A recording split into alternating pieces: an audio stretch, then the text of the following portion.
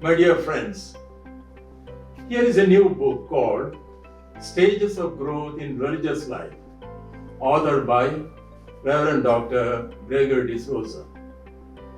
This book was released the other day by Very Reverend Father George Santumayer, the provincial of the Karnataka Goa province.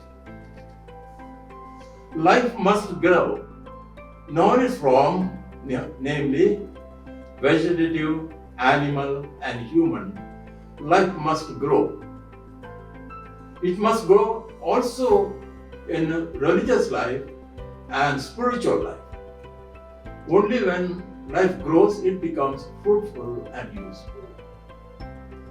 Growth in religious life can be marked in 3 stages.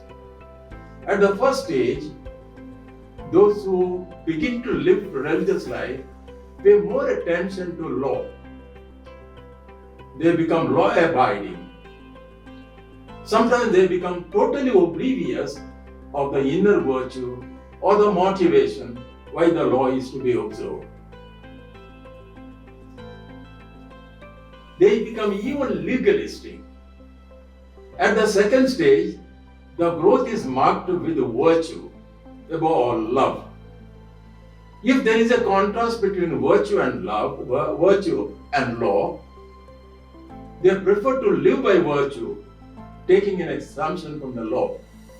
This exemption becomes a fulfillment of the law and the perfection of the law.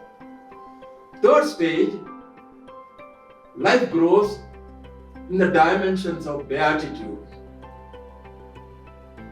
Here, the gospel of beatitudes is lived, and then what the Lord promised, namely kingdom of God, experience of the kingdom of God is enjoyed even while here on earth.